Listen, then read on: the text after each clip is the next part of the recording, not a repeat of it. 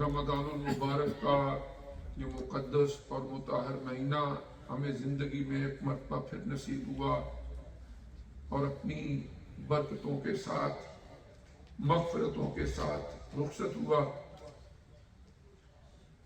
اور آج ہماری گفتگو کا جو موضوع ہے وہ یہ ہے کہ رمضان المبارک کے بعد بحیثیت مومن ہم زندگی کیسے گزاریں۔ رمضان شریف کا تو مہینہ آیا اور ہم نے گزارا بحمد اللہ تعالی، بتوفیق اللہ تعالی، اس میں جو کچھ ہو سکا اپنی طرف سے ہر ایک نے کاوش کی، کوشش کی۔ اب وہ تو گزر گیا، ابھی 11 مہینے ہمارے پاس اس شوال سمیت ہیں جو ہم نے گزارنے، اور پھر اللہ تعالیٰ کی ذات بہتر جانتی ہے کہ کون ہوگا ہم میں سے خوش قسمت کہ جس کو اگلے سال کا جو آنے والا رمضان المبارک ہے وہ بھی نصیب ہوگا۔ اور رمضان المبارک کا مہینہ چونکہ ہمارے لیے اللہ تعالیٰ کی طرف سے ایک ایسا عطیہ ہے جو ہمارے لیے دنیا کی زندگی کو گزارنا بھی آسان کر دیتا ہے، اور بالخصوص اپنی اصل منزل مقصود جہاں پر ہم نے جانا ہے اور وہاں کی پیشگی ہر طرح کے شک و شبہ سے بالاتر ہے، اور اپنے کیے گئے ہر عمل سے، ہر قول سے ہم نے وہاں پر کسی صورت بری و ذمہ نہیں ہو سکنا، وہاں میں اس پر رسپانسیبل ہونا پڑے گا اور جواب دہ ہونا پڑے گا۔ اور رمضان المبارک کے مہینے کے اندر اللہ کریم نے جہاں اور ہمارے اوپر مہربانیاں فرمائی، وہاں صحیح احادیث سے یہ ثابت ہے کہ وَصُدِّفَتِ الشَّيَاطِينَ، شیاطین جو سرکش تھے انہیں بھی جکڑ دیا گیا، اور انسانوں کو، اہل ایمان کو خصوصی طور پر نیکی کرنے کے لیے رجحان اور توجہ اور جذبہ وہ یقیناً رمضان شریف میں بڑھ جاتا ہے۔ اب رمضان شریف کے بعد ہم نے ان کیفیات کو سنبھالنا کیسے ہے، اور رمضان المبارک کے بعد اپنی زندگی کے شب و روز گزارتے ہوئے ان رمضان شریف کی گھڑیوں سے ہم کیسے استفادہ کر سکتے ہیں، یہ چند ایک معروضات انشاءاللہ مختصر سے اویلیبل ٹائم میں ہماری گفتگو کا موضوع ہوں گی۔ بنیادی طور پر رمضان المبارک کا مہینہ ہے ہی اس لیے کہ بعد میں آنے والے جو 11 مہینے ہیں ان میں ہم حلال حرام کی تمیز کر سکیں۔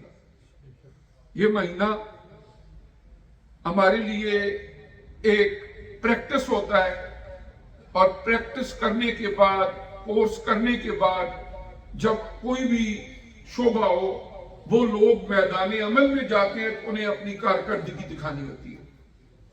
اگر آپ کوئی آدمی آرمی میں جاتا ہے، پولیس میں جاتا ہے، سیکیورٹی میں جاتا ہے، پہلے ان کو ٹریننگ دی جاتی ہے، پہلے ان کو پریپیئر کیا جاتا ہے، اس کے اندر تھیوری بھی ان کو بتائی جاتی ہے، پریکٹیکل بھی کرایا جاتا ہے، اور اصل مقصد یہ ہوتا ہے کہ کل میدان کارزار میں جا کے عملی میدان میں جا کر تم نے ان سکلز کو یوٹیلائز کرنا ہے۔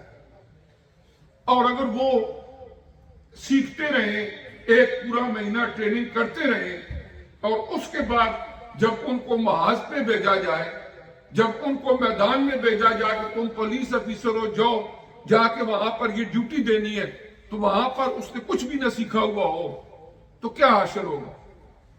یعنی ایک رمضان شریف کا جو مہینہ ہے جو سکلز ہمیں سکھاتا ہے وہ یہ ہے کہ دنیا کی زندگی کے اندر 2 انویزیبل طاقتیں ہیں جو ہمیں نظر نہیں آتی سر کی آنکھوں سے، لیکن قرآن پاک کی آیات اس پر گواہ ہیں کہ ہم وقت وہ ہمیں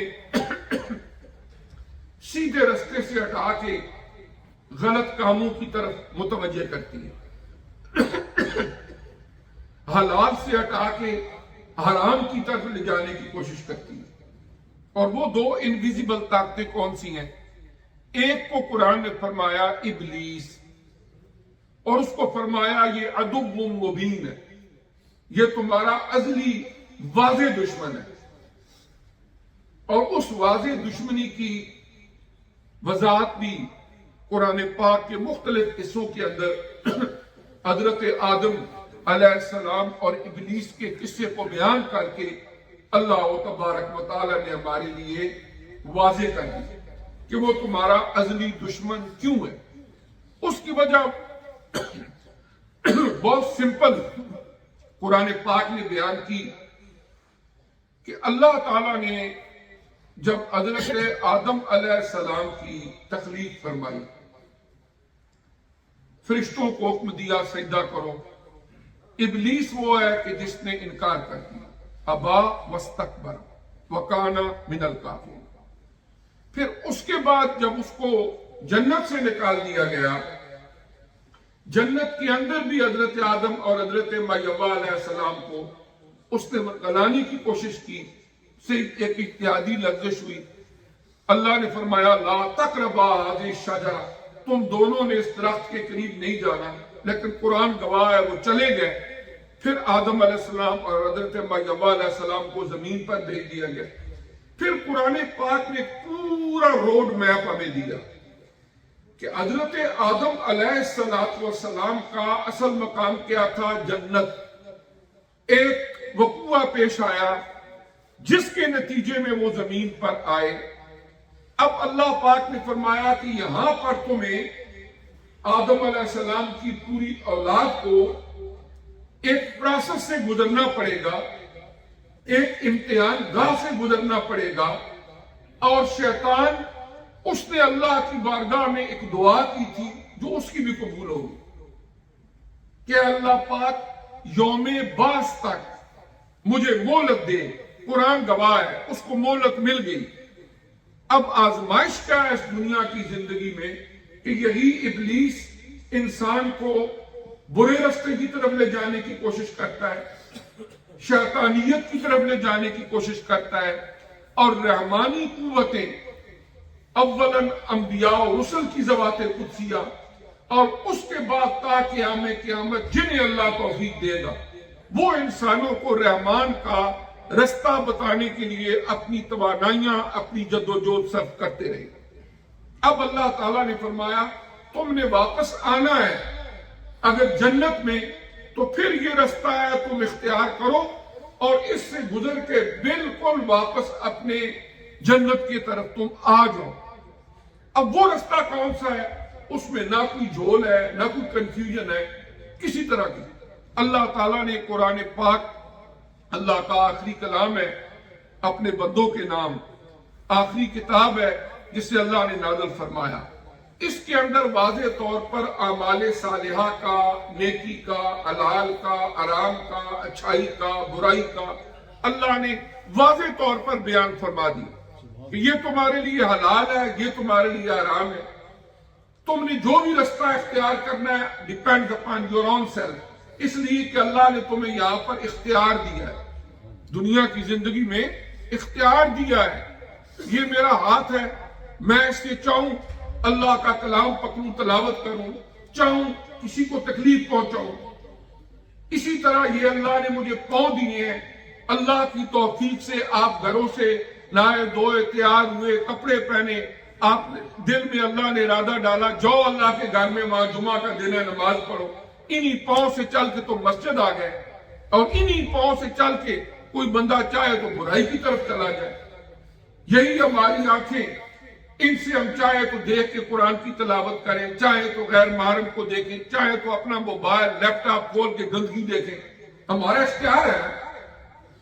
اسی طرح اللہ تعالیٰ نے جو ہمیں اختیار دیا ہے، اس کے صحیح استعمال کرنے سے ہی ہم اپنے مقصد زندگی کو پا سکتے ہیں، اور اسی کا مس یوز ہمیں جہنم کی طرف لے جا سکتا ہے۔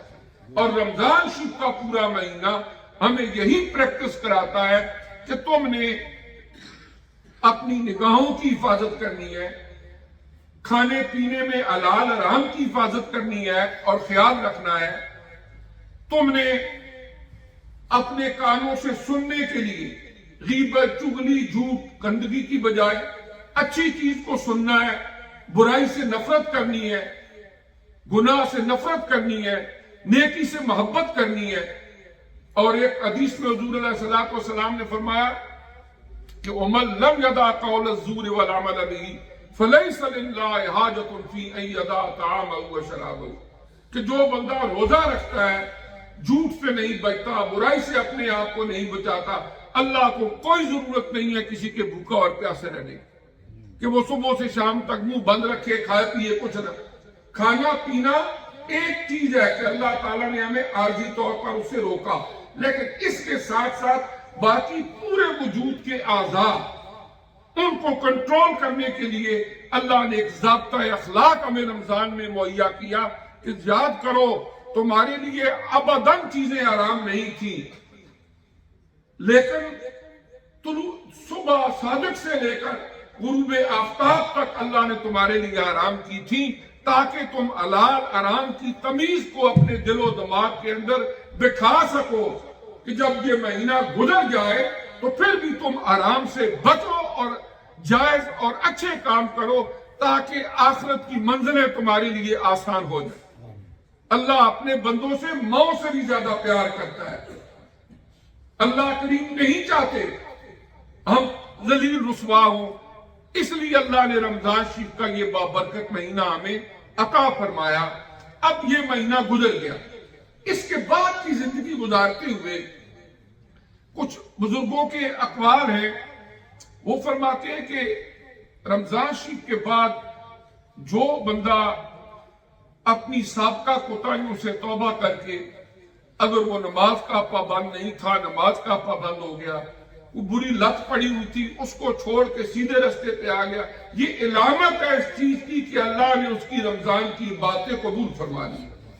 اور اگر رمضان شریف کا مہینہ گزر گیا، جو ہی شوال کا مہینہ شروع ہوا، اگر خدا نہ خواستہ کوئی بری عادت تھی، وہ دوبارہ شیطان نے اٹیک کیا، اس نے اس کی غلامی قبول کر لی، پھر اس کے بعد برے رستے پہ چلنا اس نے شروع کر دیا، اس کا مطلب یہ ہوا کہ اس نے رمضان سے کچھ نہیں سیکھا، اس نے رمضان المبارک سے کچھ نہیں سیکھا، اس لیے کہ اب آسان کام نہیں ہے۔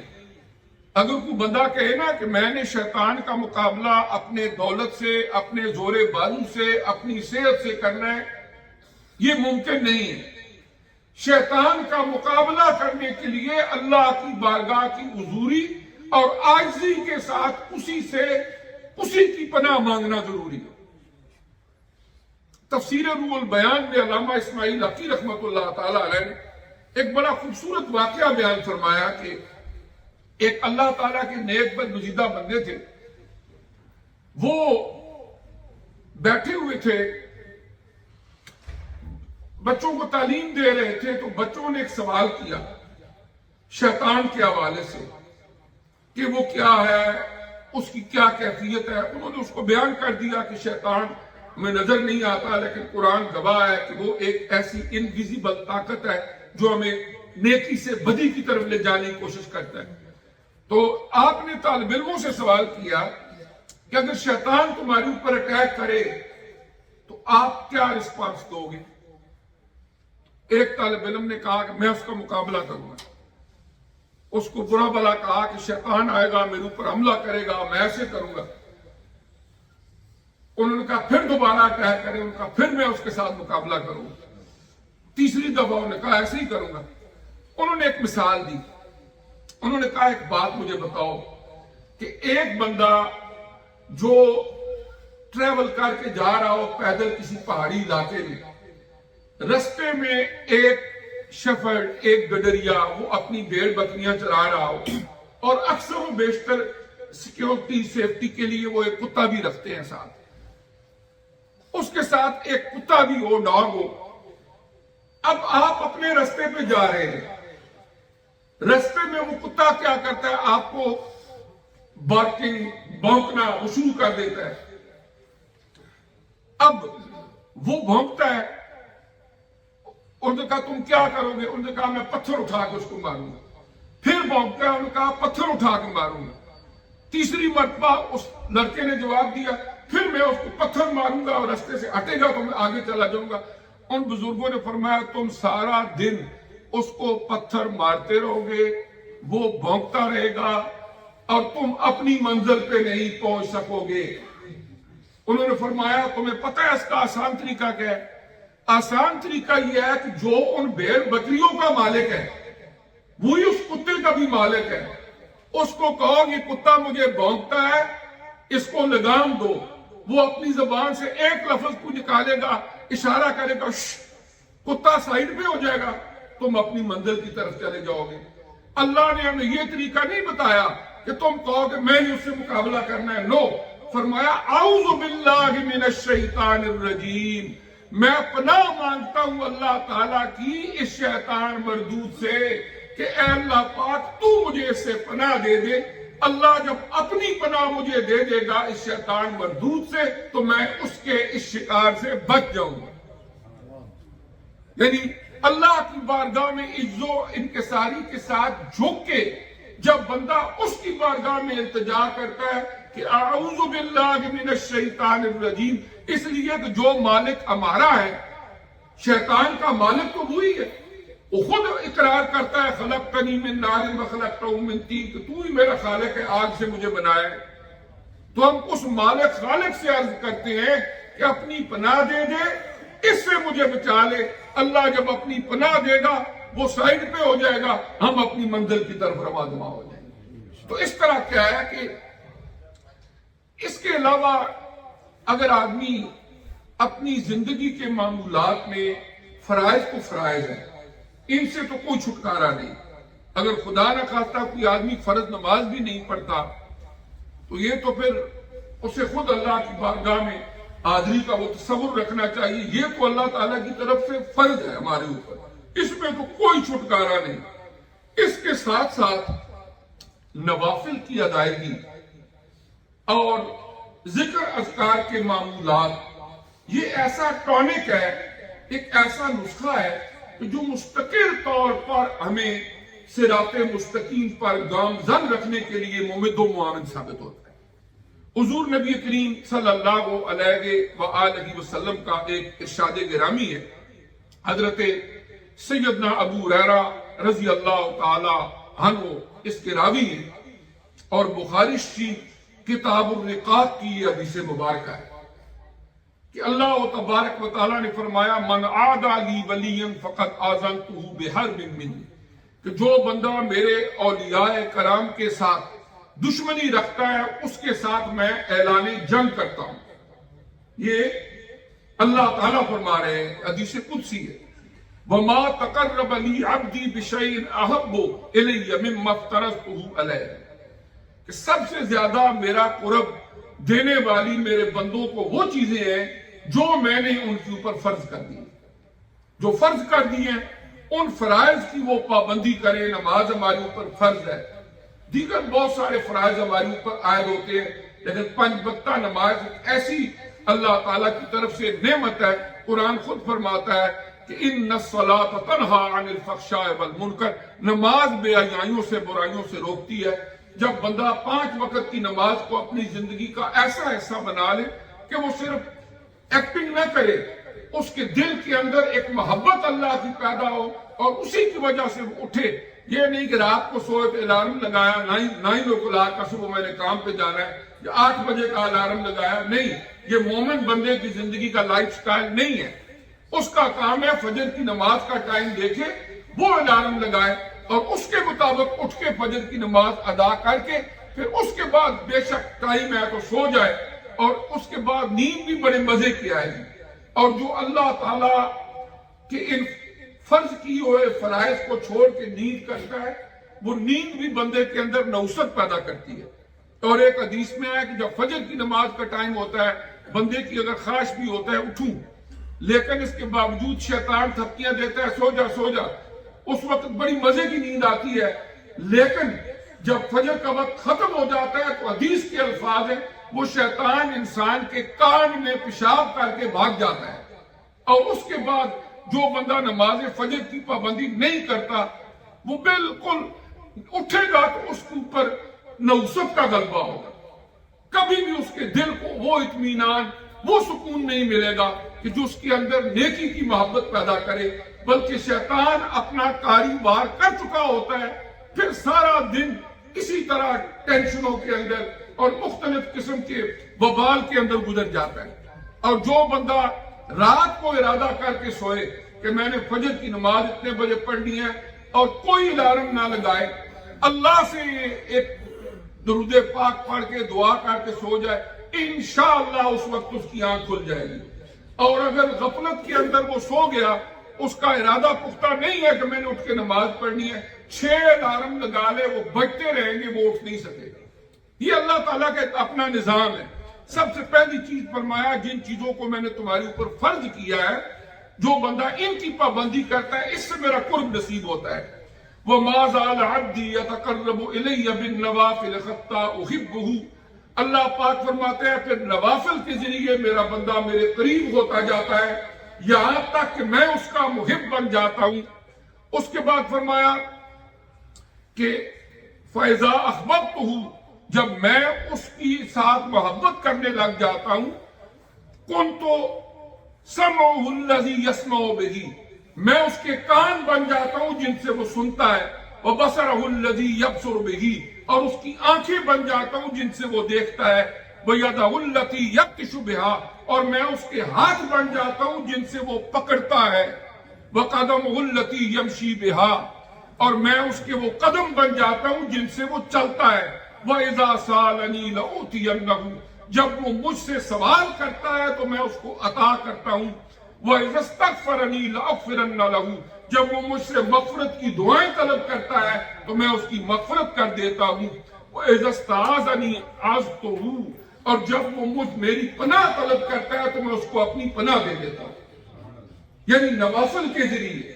اب آج وقت جب ترقی کرتا ہے، تو آج کل ترقی کرتے کرتے ہماری نماز فرض ہے، لیکن اس کے ساتھ جو سنتیں ہیں، جو نوافل ہیں، ان کو ادا کرنے سے اللہ کا قرب نصیب ہوتا ہے۔